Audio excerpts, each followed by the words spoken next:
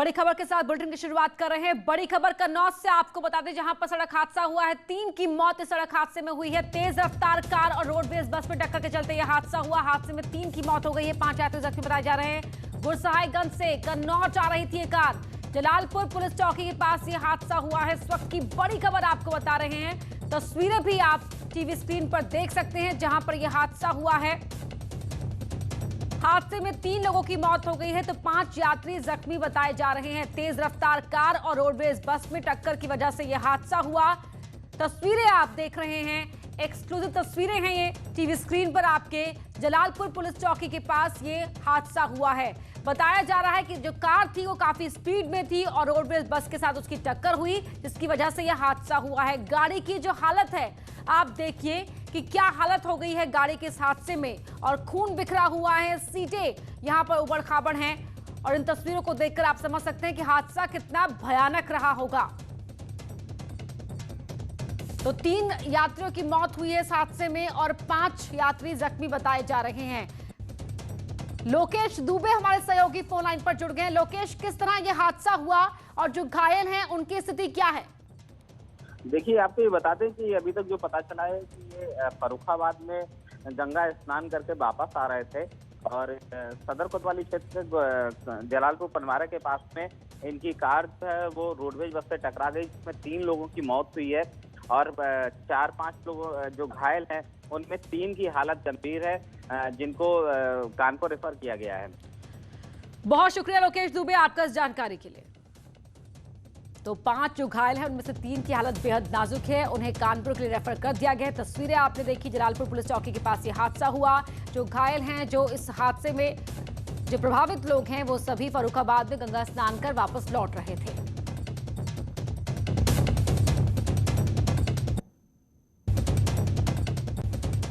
अगली खबर जौनपुर से है, जहां बच्चे को किडनैप किया गया है। परिवार ने पुलिस थाने में शिकायत दी है। नकाबपोश बदमाशों ने बच्चे का अपहरण किया। बाइक से मुंह बांधकर आए थे ये बदमाश। अपहरण की सूचना मिलते ही पुलिस जांच में जुट गई है।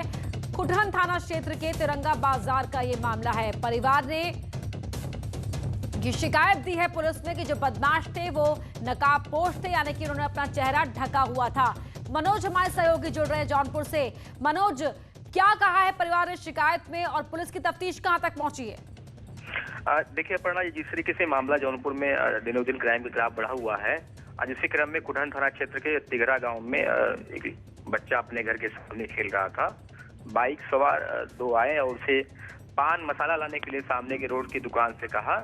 वो बच्चा वो गया वहां पर। वहीं से बताया जा रहा है कि बाइक सवार जो है उसको बैठाए हैं और वहां से लेके चले गए। पुलिस की शुरुआती जांच में मामला संदिग्ध है और मौके पर एसपी सिटी से लेके एसपी राजकरण नायर स्वयं पहुंचकर घटना की जांच पड़ताल कर रहे हैं, क्योंकि मामला अपहरण से जुड़ा हुआ लग रहा है पुलिस के प्राइमरी तौर पर भी। दूसरी तरफ से पुलिस का कहना, हमारी बात हुई है तो संदिग्ध बताए हैं। तो कुल मिला के देखा जाए तो कहीं न कहीं ये जो अपराध की घटना है जौनपुर में, ये आए दिन बढ़ता हुआ दिख रहा है। बहुत शुक्रिया मनोज आपका इस जानकारी के लिए। तो हर एंगल से पुलिस जांच कर रही है, हालांकि शुरुआती दौर पर पुलिस संदिग्ध मामला बता रही है।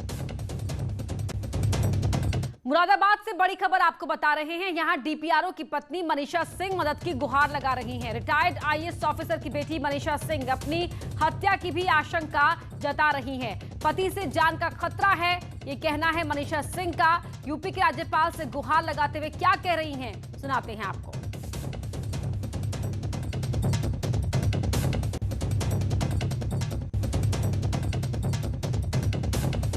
him, get him arrested, get all the 3, they are partners in crime. मेरी नंदोई और मेरे husband, they are partners in crime. Please take action against them and very strict actions. Women safety की बातें करते हो आप सब, क्योंकि मैं एक आम लड़की हूँ। हो सकता है यूपी में रहने की एक बहुत नाचीज लड़की हूँ, क्योंकि मैंने करियर नहीं बनाया, अपने 2 बच्चों को डॉक्टर बनाया है, पर एक योगदान दिया है समाज को। और आज मेरी ये हालत है कि मैं अपने जान के लिए, सांस लेने के लिए भी तरसती हूँ। मुझे डर लगता है कि गेट के बाहर पैर रखूंगी तो कोई भी मुझे कुछ भी कर जाएगा। I am not safe here because I have been told they will kill मी।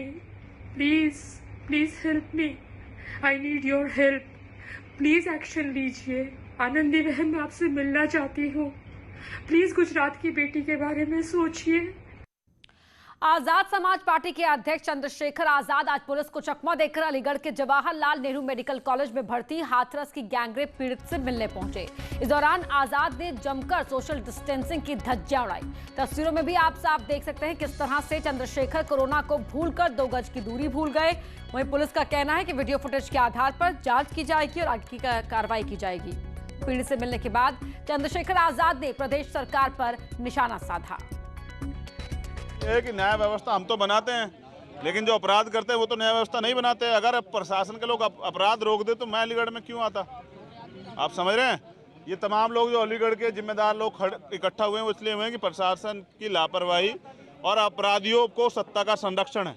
अगर अपराधियों को सत्ता का संरक्षण और प्रशासन अपना कार्य जिम्मेदारी से करे तो मुझे लगता है कि हमारे जैसे लोगों के आने की नौबत पड़ेगी नहीं। वीडियोग्राफी है, सीसीटीवी कैमरा है, उसको देखेंगे, देख करके अवलोकन करेंगे, परीक्षण करेंगे।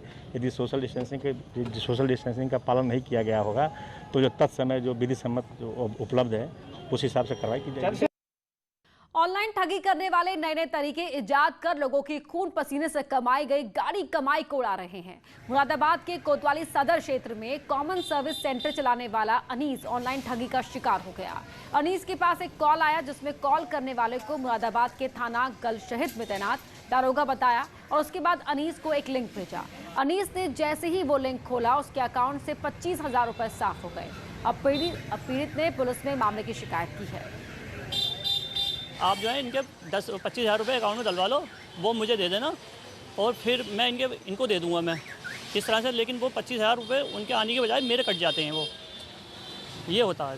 वो दुकानदार बता रहे थे ये दरोगा जी हैं गलशहीद थाने में। ये खबर उन लोगों के लिए बहुत काम की है जो ऑनलाइन बैंक से पेमेंट का लेन देन करते हैं। मुरादाबाद में आज एक कॉमन सर्विस सेंटर चलाने वाले व्यक्ति को एक व्यक्ति ने दरोगा बन कॉल की और फिर उसके साथ 25,000 की ठगी कर दी। शातिर ठग इतने चालाक थे कि उन्होंने कॉमन सर्विस सेंटर चलाने वाले व्यक्ति को उसके ही एक परिचित व्यक्ति से कॉल कॉन्फ्रेंसिंग करके बात कराई और ये विश्वास दिलाया कि वो उसके पूर्व परिचित हैं। कॉमन सर्विस सेंटर चलाने वाले अनीस ने विश्वास में आकर ठगों को थाने में तैनात दरोगा समझ लिया और उनके द्वारा भेजे गए लिंक को जब ओपन किया तो उसके खाते से 25,000 रुपये उड़ा लिए गए। तो मुरादाबाद में ऑनलाइन ठगी का ये नया तरीका अब ठगों ने निकाला है। परिश्रम से न्यूज़ 18 मुरादाबाद।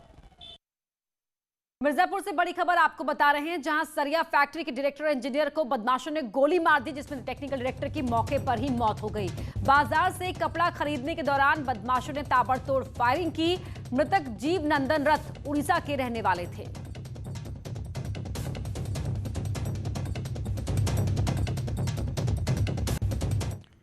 चित्रकूट से खबर है जहां टिकुरा पुल के पास एक युवक ने ट्रेन के आगे कूदकर अपनी जान दे दी। मृतक के परिवार का आरोप है कि तरुण का शिक्षक भर्ती में चयन हो गया था, इसके बाद भी उसे नौकरी नहीं मिली जिसकी वजह से वो मानसिक रूप से परेशान चल रहा था और इसी से परेशान होकर उसने आज अपनी जान दे दी।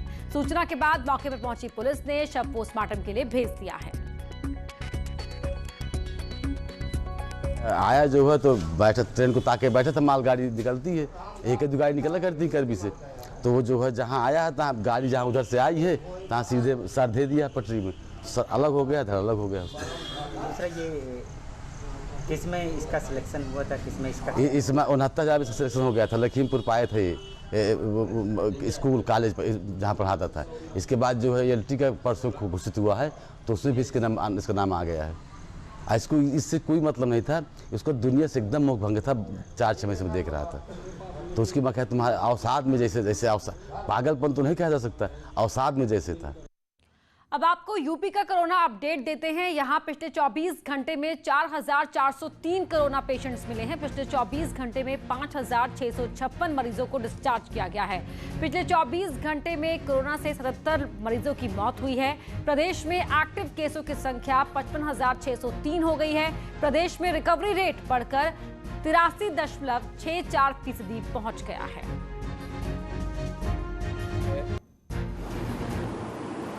काफ़ी अच्छी स्थिति में लाने में इन्होंने सफलता प्राप्त की है। और दूसरा आगरा है जहां पर कोविड-19 का उत्तर प्रदेश का पहला केस पाया गया था और मई जून में तो वहां की स्थिति काफ़ी ख़राब हो चुकी थी। बाद में वहाँ पर टीम वर्क के कारण काफ़ी हद तक उसे नियंत्रण करने में सफलता प्राप्त हुई है। जो टीम हमारी फील्ड में गई हुई है, मुझे लगता है कि इसमें उन्होंने अच्छे काम किए होंगे। पिछले 2-3 दिनों के अंदर उन्होंने अपनी कुछ रणनीति तैयार की होगी। विश्व पर्यटन दिवस के मौके पर सीएम योगी ने प्रदेश में टूरिज्म के विकास पर जोर देने की बात कही। उन्होंने कहा कि यूपी न केवल जनसंख्या के मामले में देश में सबसे बड़ा राज्य है, बल्कि पर्यटन के लिहाज से भी यहाँ बहुत संभावनाएं हैं। सीएम ने कहा कि यूपी में कई ऐसे स्पॉट हैं जिनको इको टूरिज्म के लिए विकसित किया जा सकता है। विश्व पर्यटन दिवस के अवसर पर मैं पूरे प्रदेशवासियों को हृदय से बधाई देता हूं। इस वर्ष का विश्व पर्यटन दिवस का जो थीम है वो टूरिज्म एंड रूरल डेवलपमेंट यह है। उत्तर प्रदेश देश का आबादी के हिसाब से सबसे बड़ा प्रदेश तो है ही। मेरा मानना है कि पर्यटन की संभावनाओं की दृष्टि से भी उत्तर प्रदेश में अनंत संभावनाएं हैं। यूपी के अपर मुख्य सचिव गृह अवनीश अवस्थी आज नोएडा पहुंचे और यहां पर उन्होंने फिल्म सिटी की जमीन का निरीक्षण किया। इस दौरान अवनीश अवस्थी ने फिल्म सिटी के लिए कनेक्टिविटी को नजदीकी से परखा। यूपी के अपर मुख्य सचिव गृह अवनीश अवस्थी ने रविवार को नोएडा में फिल्म सिटी की जमीन का निरीक्षण किया। अवनीश अवस्थी ने यमुना प्राधिकरण क्षेत्र में बनने जा रही फिल्म सिटी की जमीन का निरीक्षण किया। अपर मुख्य सचिव गृह अवनीश अवस्थी ने फिल्म सिटी के लिए कनेक्टिविटी को नजदीक से परखा। अवस्थी के साथ मौके पर मौजूद यमुना प्राधिकरण के सीईओ और मुख्यमंत्री के ओएसडी भी रहे। मुख्यमंत्री के ओएसडी और अवनीश अवस्थी ने मौके पर ही अधिकारियों के साथ बैठक की। अभी हाल में सीएम योगी ने फिल्म सिटी बनाने का ऐलान किया है। फिल्म सिटी के लिए नोएडा, ग्रेटर नोएडा और यमुना एक्सप्रेसवे का इलाका बेहतर होगा। ये फिल्म सिटी फिल्म निर्माताओं को एक बेहतर विकल्प उपलब्ध कराएगी, साथ ही रोजगार बढ़ाने के नजरिए से भी बेहतर कोशिश साबित होगी। यही सेक्टर 21 का वह क्षेत्र है जहां पे 1000 एकड़ में फिल्म सिटी डेवलप की जाएगी। इसके लिए यमुना प्राधिकरण ने इस जगह को चिन्हित किया था। मुख्यमंत्री ने उस पर पिछले दिनों जो बैठक हुई थी उस पर मुहर लगा दिया है। आप देख सकते हैं कि अभी यह जो इलाका है पूरी तरह से यहाँ पे खेती की जा रही है, धान के पौधे लगे हुए हैं, लेकिन आने वाले समय में यही वो जगह है जहाँ पे जगमगाता एक फिल्म सिटी देखने को मिलेगी। पीएम मोदी ने 69वीं बार आकाशवाणी पर मन की बात कार्यक्रम में एक बार फिर 2 गज की दूरी को अहमियत बताई। कहा कि कोरोना ने परिवारों को जोड़ने का काम किया है। प्रधानमंत्री नरेंद्र मोदी ने मन की बात रेडियो कार्यक्रम के जरिए देश को संबोधित किया। कोरोना काल में 2 गज की दूरी की अहमियत बताई। इसके साथ ही उन्होंने कहा कि दुनिया परिवर्तन के दौर से गुजर रही है। कहा कि इस संकट में परिवार के सदस्यों को आपस में जोड़ने और करीब लाने का काम किया है। पीएम मोदी ने कहा, कहानियों का इतिहास उतना ही पुराना है जितनी मानव सभ्यता। कहानी की ताकत महसूस करना हो तो किसी माँ को अपने बच्चों को खाना खिलाते वक्त कहानियाँ सुनाते हुए सुने। कहानी की ताकत को महसूस करना हो तो जब कोई माँ अपने छोटे बच्चों को सुलाने के लिए या फिर उसे खाना खिलाने के लिए कहानी सुना रही होती है, तब देखें। इस दौरान स्टोरी टेलिंग सोसाइटी से भी पीएम ने चर्चा की। कई महिलाओं ने पीएम को अपने अनुभव बताए। प्रधानमंत्री ने कहा है कि किसानों ने अनेक मिथकों को तोड़ा है। कोरोना काल में किसानों का जीवन मिसाल है। किसान मजबूत होंगे तो भारत आत्मनिर्भर होगा। इन किसानों के पास क्या अलग है? अपने फल सब्जियों को कहीं पर भी किसी को भी बेचने की ताकत है। और पीएम मोदी ने पश्चिम अफ्रीका के एक देश माली के रहने वाले सेदू देम्बले नाम के शख्स का जिक्र किया। वो एक पब्लिक स्कूल में टीचर हैं और बच्चों को इंग्लिश, संगीत, पेंटिंग सिखाते हैं। उन्हें माली के हिंदुस्तान बाबू के नाम से भी पहचाना जाता है और उन्हें इस पर गर्व है। वो हर रविवार को दोपहर में रेडियो पर 1 घंटे का कार्यक्रम पेश करते हैं। इस कार्यक्रम का नाम है Indian frequency on Bollywood songs. वो पिछले 23 साल से इस कार्यक्रम को पेश कर रहे हैं। मैं श्री नरेंद्र मोदी जी का बहुत बहुत धन्यवाद करता हूं और उनका बहुत आभारी हूं कि उन्होंने इस नाचिस का अपने प्रोग्राम में जिक्र किया। आज का दिन मेरे लिए बहुत खुशी का दिन है, क्योंकि जिस देश से मैं प्यार करता हूं उस देश के प्रधानमंत्री मैं मुझे प्रोत्साहित किया है। बहुत बहुत धन्यवाद श्री नरेंद्र मोदी जी। जय माली, जय भारत। और यहाँ रुक रहे एक छोटे से ब्रेक के लिए। अयोध्या में श्री राम जन्मभूमि तीर्थ क्षेत्र ट्रस्ट के सदस्य अनिल मिश्रा ने राम मंदिर निर्माण को लेकर बड़ी बात कही है। उन्होंने मंदिर निर्माण को लेकर साफ किया कि 15 अक्टूबर के आसपास राम मंदिर की बुनियाद के लिए 1200 पिलरों के निर्माण का कार्य शुरू हो जाएगा।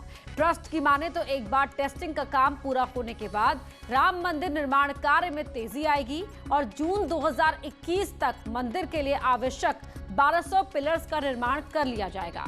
इसके बाद बुनियाद तैयार करके मंदिर का ऊपरी हिस्सा तैयार करने का काम शुरू हो जाएगा। पिलर का निर्माण हो रहा है, आगे 1200 पिलरों का निर्माण होगा। उसके बाद उस पे ऊपर एक प्लेटफार्म बनेगा, एक राफ्ट का प्लेटफार्म बनेगा। उस प्लेटफार्म के ऊपर ऐसे 6 फुट का और क्यूब ढांचा बनेगा। उसके बाद उसके ऊपर मंदिर के पत्थर रखे जाएंगे और मंदिर का निर्माण होगा। विश्व पर्यटन दिवस पर ताजमहल की पूरी गेट पर पर्यटकों का स्वागत किया गया। पर्यटन कारोबार से जुड़े तमाम कारोबारियों ने पर्यटन दिवस पर सैलानियों का स्वागत किया और उन पर फूलों की बारिश की। इसके साथ ही सैलानियों को मास्क भी बांटे गए।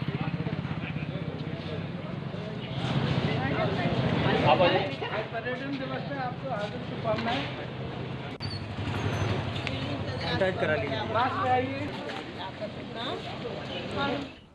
कोविड-19 ने लोगों की जिंदगियों और हर तरह के कारोबार पर बेहद बुरा असर डाला है।